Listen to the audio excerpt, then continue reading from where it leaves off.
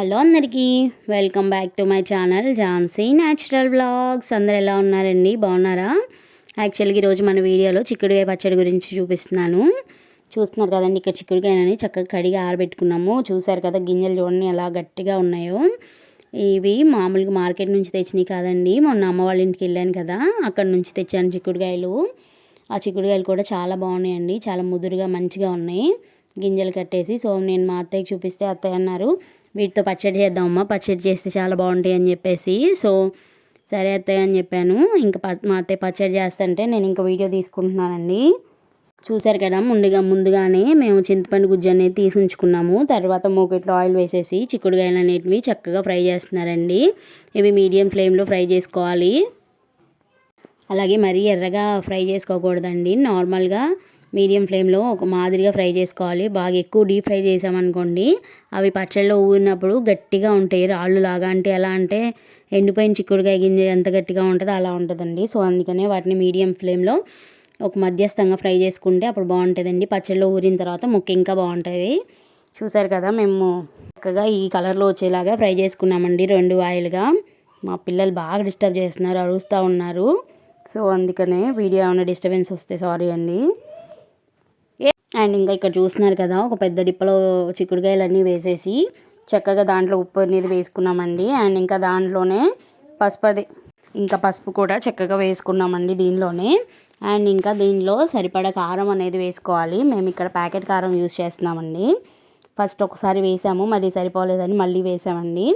చూసారు కదా, కారం అనేది మనకి సరిపడా వేసుకొని అండ్ ఇంకా సాల్ట్ కూడా వేసుకున్నాం కదా, దీనిలోనే చక్కగా కలుపుకోవాలండి ముక్కలకి పట్టేలాగా. దీనిలో చింతపండు గుజ్జు కూడా వేసుకుంటాం కదండి, మేమైతే చింతపండు గుజ్జుతో చేస్తాము.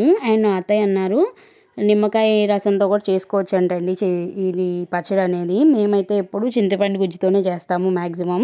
చూసారు కదా, ఇక్కడ సరిపడా చింతపండు అనేది గుజ్జు తీసి ఉంచుకున్నాము, అది వేసేసామండి.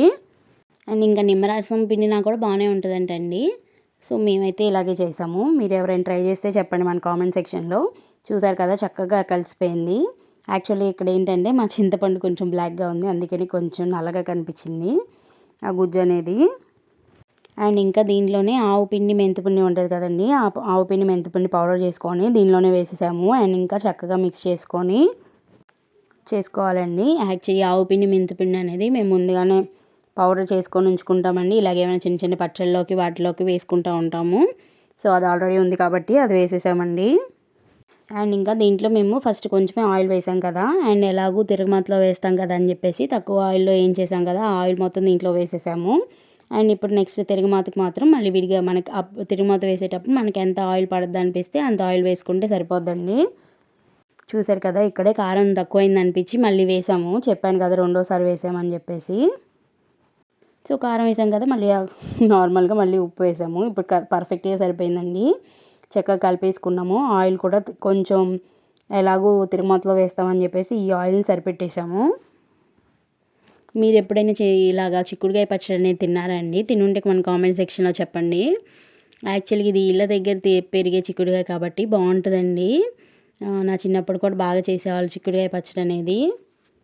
ఇక్కడ చూస్తున్నారు కదా, పచ్చడిలోకి తిరుగుమూత వేసుకోవడానికి ఇంక మూకిడి పెట్టేసి ఆయిల్ వేసేసామండి.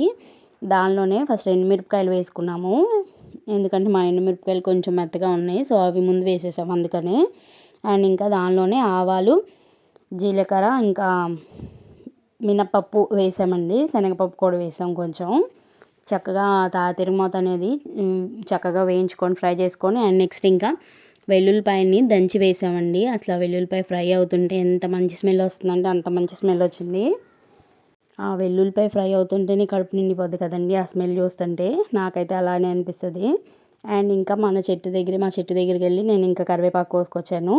సో మా అత్తయ్య అది కూడా వేసేసారు. అండ్ ఇంకా నెక్స్ట్ ఇంగువ కూడా వేసారండి తిరుగుమాతలో. ఇంగువ వేస్తే కూడా మంచి స్మెల్ వస్తుంది.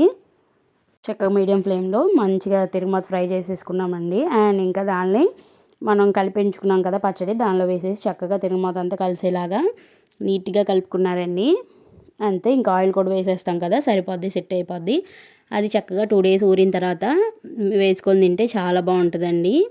కొంచెం అంత చిక్కుడుకాయ పచ్చడి వేసుకొని కాస్త నెయ్యి వేసుకొని వేడి వేడి అన్నంలో తింటే భలే అంటే భలే ఉంటుంది. ఈ వీడియోకి ఇంతేనండి.